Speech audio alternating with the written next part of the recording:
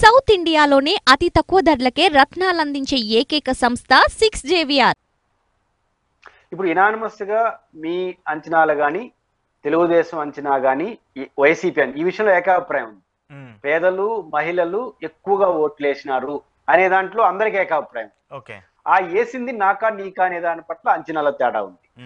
మీరు not only village, urban లో, నేను తిరుపతి ఉదాహరణ చెప్పాను కదా, పేదలు ఉన్న చోట 80%, pure middle class pure urban ఉన్న చోట 50% బిలో. అంటే దీని బట్టి ఏంటంటే పేదలు మహిళలు ఎన్మాస్ గా ఓటింగ్ లో పాల్గొన్నారు. ఇది క్లియర్.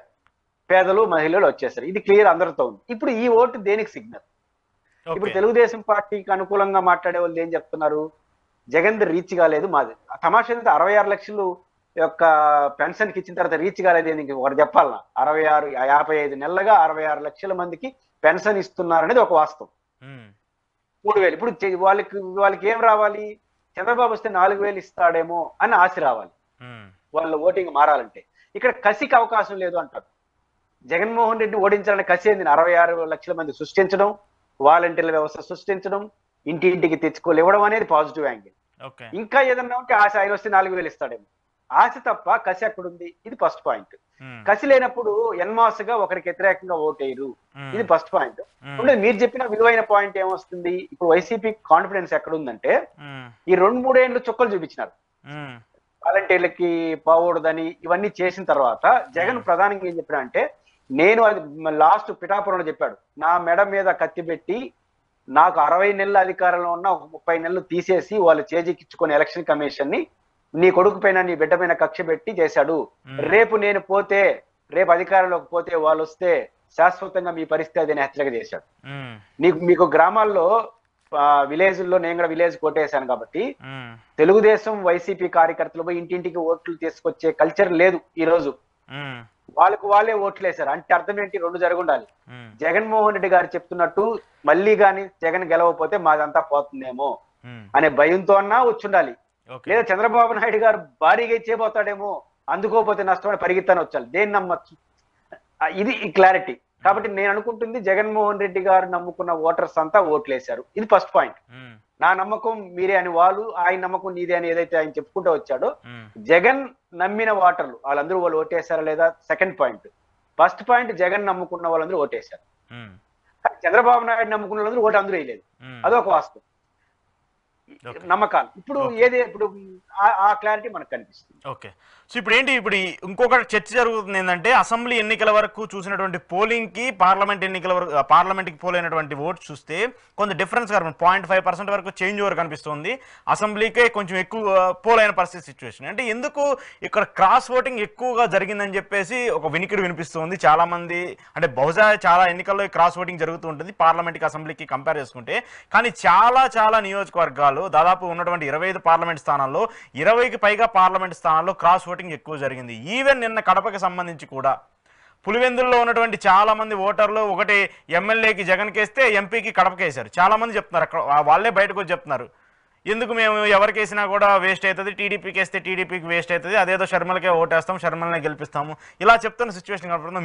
మీకు కూడా తెలిసే ఉంటుంది, మీ నియోజకవర్గంలో కూడా తిరుపతిలో కూడా చాలా మంది ఇటు బీజేపీకి కూడా క్రాస్ ఓటింగ్ వంటి సిచ్యువేషన్స్ చూసాం. సో ఏంటి క్రాస్ ఓటింగ్ వల్ల ఇబ్బంది ఉంటుందా? క్రాస్ ఓటింగ్ వల్ల తెలుగుదేశం పార్టీ డిస్టర్బ్ అయ్యే అవకాశం ఉంటుంది తప్ప వైసీపీ డిస్టర్బ్ కాదు. ఎందుకంటే ఇప్పుడు కడప మీరు ఎక్స్పీరియన్స్ చెప్పండి. కడపలో ఏముంది?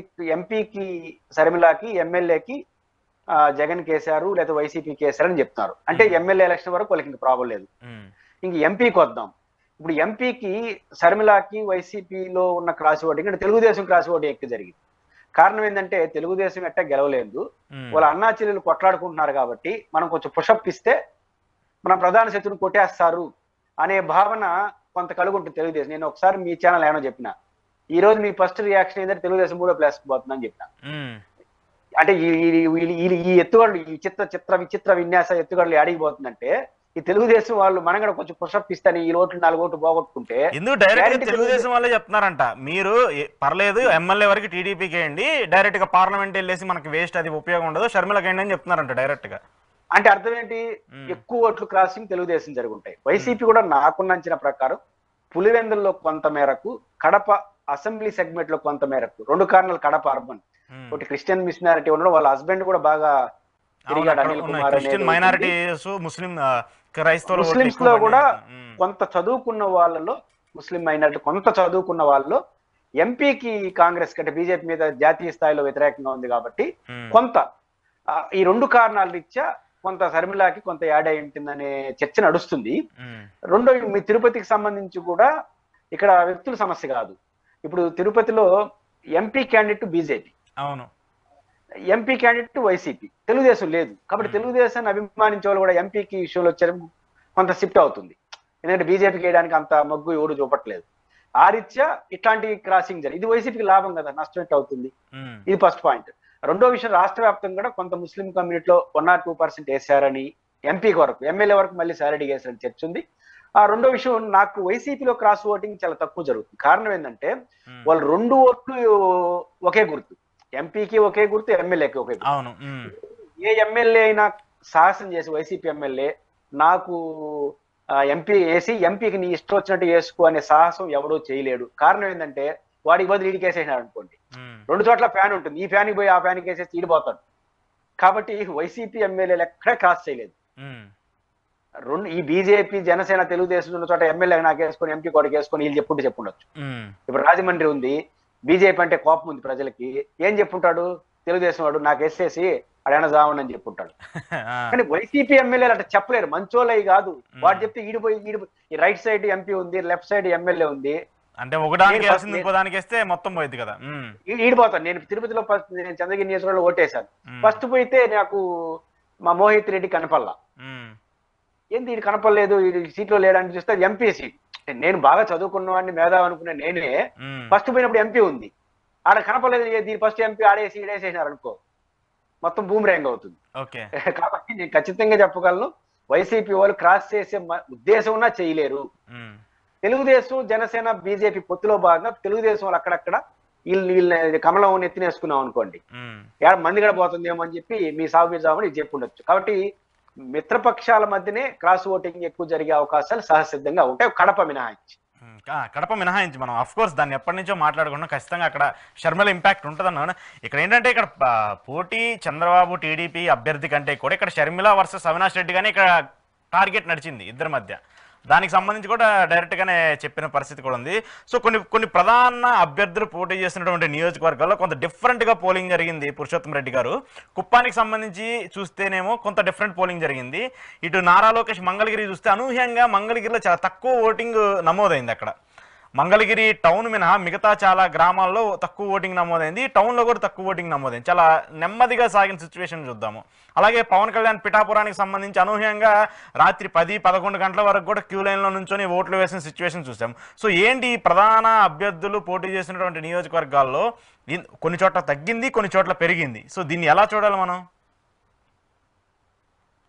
అంటే ఒకటి, మనకు స్టార్ లీడర్లు కనపడే నలుగురు కనిపిస్తారు. ఒకటి పవన్ కళ్యాణ్, లోకేష్, జగన్మోహన్ రెడ్డి అండ్ చంద్రబాబు నాయుడు. వీళ్ళు ఫోకస్ పర్సనాలిటీస్ గా ఉంటారు. 4 అసలు పులివెందు గురించి ఎవరు చర్చించాల. క్రాస్ ఓటింగ్ జరిగినా ఎంపీకి వేసారు, కాంగ్రెస్ కూడా ఎంపీకి వేసారు, కానీ అన్నకి వేయలేదని ఎవరు చెప్పలా. కాబట్టి అసలు జగన్మోహన్ రెడ్డి చర్చలోనే లేడు, అది డిక్లేర్ చేసుకున్నారు అందరూ. కానీ తమాషా ఏంటంటే పవన్ కళ్యాణ్ పైన కానీ లోకేష్ పైన చర్చ జరగమే పెద్ద నష్టం అంట వాళ్ళకి. ఆ పర్సనాలిటీస్ కి చర్చ జరిగిందంటే సంథింగ్ ఈజ్ రాంగ్. అసలు కుప్పం పైన బెట్టింగ్లు జరగడం అనేది చాలా విచిత్రంగా ఉంది. అసలు కేక్ వాగ్గా గెలవాల్సిన కుప్పం నియోజకవర్గంలో ఆ డిబేట్ లోకి రావడం అనేది ఒక చిత్రం అనిపిస్తుంది. ఎక్కడన్నా ఓటింగ్ తగ్గిందంటే ఏ సెక్షన్ ఓటింగ్ తగ్గింది అనేది క్రైటీరియా తీసుకుంటే, అంటే అర్బన్ స్వభావం, middle class, upper middle class తగ్గితే తెలుగుదేశానికి నష్టం. రూరల్ సెక్షన్స్, బడుగు బలహీన వర్గాలు, దిగువ మధ్య తరగతి, పేదల్లో తక్కువ ఓటింగ్ జరిగితే వైసీపీకి నష్టం వస్తుందని జనరల్ అబ్జర్వేషన్ చేయొచ్చు. ఆ రకంగా మనం అసలు మంగళగిరిలో ఏది తగ్గింది, ఏది పెరిగింది అదేదో ఇట్లా చూసుకోవాల్సిన అవసరం అయితే. గోదావరి జిల్లాకు సంబంధించి కాపు కమ్యూనిటీ ఉంది కాబట్టి అది పేదల్లో జరిగిన కొంత పవన్ కళ్యాణ్ ఎలా ఉంటుంది అనేది కూడా డిఫరెంట్ యాంగిల్లో చూడాలి. వీళ్ళ ముగ్గురులో చర్చ జరుగుతుంది, కానీ జగన్మోహన్ రెడ్డి అసలు చర్చలోనే లేడు. అంటే అది వాళ్ళు ఓవర్ డిక్లేర్ జగన్మోహన్ రెడ్డిని పట్టించుకునే పరిస్థితి లేదు, ఎందుకంటే ఆయన అది 1 సైడ్ గా గెలిచే సీటు కాబట్టి దాన్ని ఆయన కన్సిడర్